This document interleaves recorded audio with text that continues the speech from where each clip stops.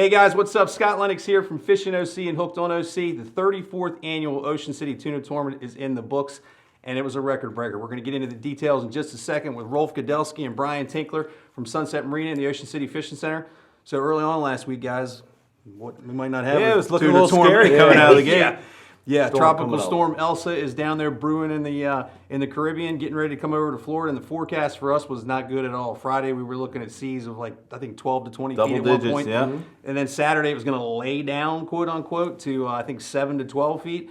But thankfully the forecast changed throughout the week, and it got better and better as the week went on. Friday was a no fish day because of some rough seas, but Saturday and Sunday were both gorgeous, and a lot of boats signed up. Yeah, 106 boats on fished each day. Yeah. It was a lot. That made it tough for you guys, I imagine, because with 106 boats fishing both days, you know you're going to have action at the scales. Yeah, it and was hot condensed and heavy. everything, but we, had the alternate weigh station over at Sunset that I believe they weighed somewhere 35 boats, something like that, on Took some heat off. on Yeah. Saturday, which improved the timing and the flow at the scales at the fishing center. So we, set up for a closeout day on Sunday, and traditionally, and we followed through with that. We always only weigh fish at the fishing center on Sunday, so the spectators can see what's going on as as the tension builds towards the end of the day and who the winners are going to be. And we were able to see some excitement from crews that we really didn't know were in the money like they were. Big Stick How about weighed his fish over at Sunset on Saturday. Right. Several other crews did as well. And then Sunday they show up to put the cap on their stringers, and they're winning hundreds of thousands of dollars. Right. Really great event. So over $1 million for the first time in the history of the event. Coconut said it while we were at the scales, $9,000 that first year. To grow in 33 years to over $1 million, man, that is impressive, and it says a lot for what you guys are doing with the event. So it was amazing. I mean, it's just a number, but man, what a milestone. We Yeah. hit it. We kept looking at each other like, oh man, we're good. We were close. We thought last year we were going to hit it until hurricane right off the coast then kind of set us up. Yeah, But we still stacked on top of COVID on last top year. of COVID, it was miserable. It was tough to even swing that one day, but it happened. And we'll talk about him in a minute. The guy that wins last year puts a couple more up this year. That's right. Yeah, pretty awesome stuff. So the first fish that hits the dock on Saturday, and Friday being a non-fish day, first fish that hits the dock is on a boat called the Hydrosphere. Hydrosphere is waiting at the dock for us as soon as we turn everything on at 4 Captain o'clock. No Shirt Matty. Captain Matty. I heard more For the than one record, person I say- asked the film crew if they could take my head and put it on Matty's body. We could do that. Your complexion's a little bit more pale, too. Yeah, but Captain Matty's sitting there waiting with his crew. Eric's down in the cockpit, and as soon as they pull his fish up on the dock, I was up top on the deck, and I could see that it was going to be a contender, if not win the thing, which it did. They throw one up 233 pounds, That's right. Yeah, and it went wire to wire, won the event, and it was a really great start. Absolutely. It was the year of the Bigeye. We've, everywhere. Rolf and I have been involved in this event for 19 or 20 years now. We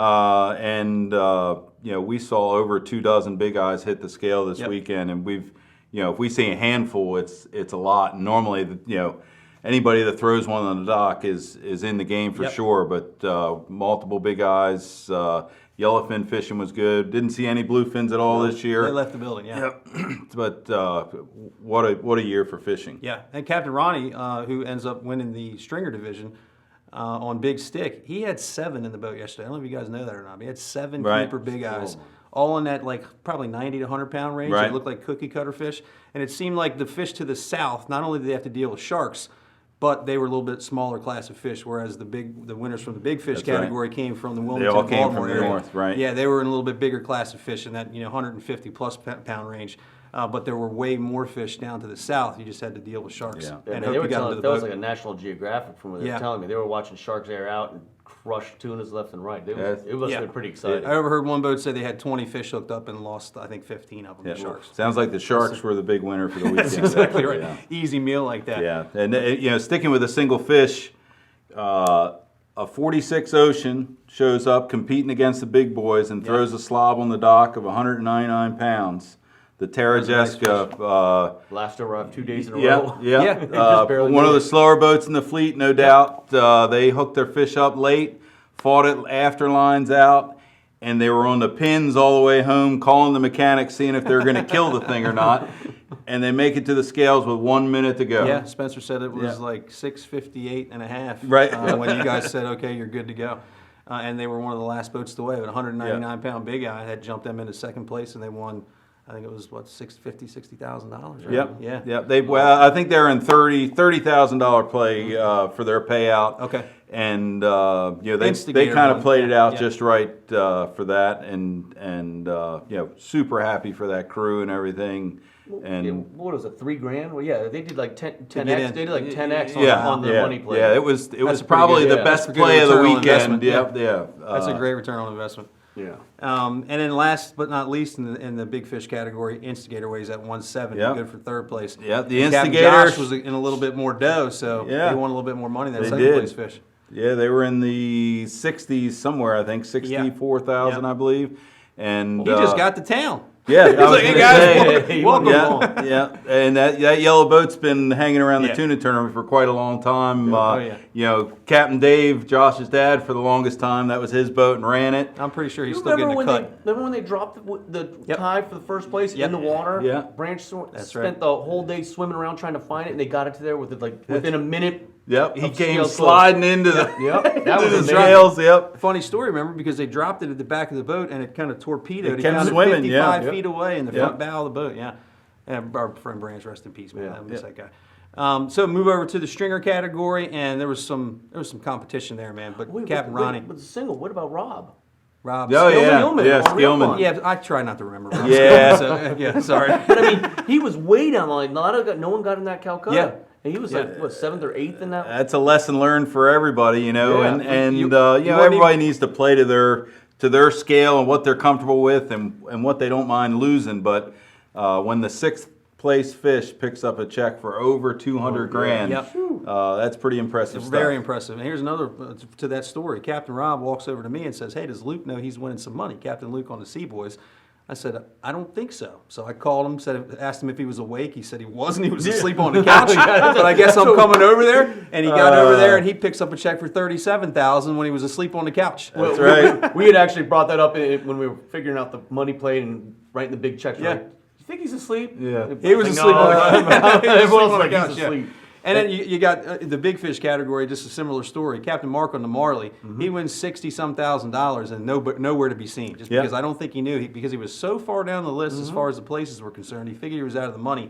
Right. He's cashing a check for $60 grand. That's a great part about the tuna tournament. It pays out a lot of different ways, and a lot of people go. I mean, it's not just we normally have one big check, but generally a lot of people get their money back. So back to Captain Ronnie. Captain Ronnie on Big Stick does it again 2 years in a row. That guy catches everything in the ocean, and this year it was 10 big eyes that total 638 pounds. That's is that a record? I think it's 688 actually. Oh. I'm testing your memory. I know I got a couple of years on you, but 638, we'll confirm that. Maybe we can put some text below the. We'll go one way or the other. Well, it's 638 or 688. One of us is right. Yeah, one of us is right. But is that a tournament record? Do you know? I don't believe so. Okay, I think that's even more JoJo impressive had itself. a 7-something stringer back in the day. Those are 70-plus pound average fish on 10 fish for a stringer. What was the real chaos that year? One year when he had the 5 big eyes, and he was a 6. Yeah, I know. We've seen 7-something for sure. Either way, impressive 2 days of fishing to weigh those kind of fish, and especially dealing with the sharks like they were dealing with them. So he wins the big money as well in the stringer category. That's right. They're across the board on the big stick, and he cashed a check for over $300,000 for the stringer category on the other side of things. Right. Second place goes to the crew of Bar South. Bar South. Yep. Rob and those boys on the Bar South did a tremendous job. Yep. I think I was doing the fish report earlier today. I think they were about 70 or so pounds from first place. And we had a couple hard luck stories too. That math works for your figure on Ronnie's fish because I think I brought it up, right? I think their stringer was 562, right? For the record, we have no cheat sheets here. No, we don't. We don't. I do have the option of I just wrote the fishing report a little while ago, so it was in front of me a little bit sooner than it was you. But yeah, so they catch that fish, or they catch those fish on Bar South and win. I mean, how much was that? 2 strong days. Yeah. I don't remember. 40, 56. It's mid double digit $1,000s, man, and that's a lot of money for second place stringer. And then third place stringer went to guys that call it the big fish, right? The hydrosphere. Hydrosphere with one Yep. third place stringer. So their Yeah, total quite a payout was weekend. 97,000. Yeah, $97,000. $97,000. Awesome weekend for them. Yeah. And you know, Maddie's been in the pit for a long time. It's up on the bridge now. Yeah. What a way to get your career started. That's fantastic. Yeah, congratulations to them. Only one dolphin qualifies on the Christine Marie, right? Buddy Trot. Only from needed Sunset one. Grill. Yeah. Yep, 20 pounds on the nose. Still good for what, 27 grand? Yeah. 27 grand for Fantastic. one dolphin. Yeah, they pick up the first place doe. Yep. And then the Calcutta doe for the dolphin. And was there some holdover doe for the dolphin? Oh no, the holdover was bluefin and wahoo. Oh, you're right. Yeah. Okay. Which reminds me, we've got holdover doe for next year for bluefin and wahoo because Okay. we didn't Yeah, see that's any. Okay. Lady angler category, you got some really big fish there. Won by the 150 150-pounder, 150-pound fish. And then in the junior category, 3 places there too, and a 59 place in second place, and a 65-pounder, I believe it was in first place. 62, I think. Both on the ball. He's going to be checking all this stuff. He's going to be wrong on all I'm of it. gonna be wrong. 65 on the Boss Hog. They win first and second place in that category. But you guys, congratulations, man. Really, really terrific event. Thank you. You know the dates for next year? Or do we have to put them down here? Well, You had- right yeah. here. Okay, Yeah. the dates for the 2021 Tuna Tournament are in between our hands right here. It's going to be that first full weekend in July. You can't miss it. And get more information on the Ocean City Tuna Tournament from this year, go to OCTunatournament.com. You want more information about the facilities, it's OCSunsetMarina.com or OceanCityFishingCenter.com. Phone numbers are 410-213-9600 and 410-213-1121. 1121. Guys, thanks very much for watching the Tuna Tournament. The crew and I brought it to you live at OceanCityTunaTournament.com, OCTunatournament.com, and we'll do the same thing again for you next year. See ya.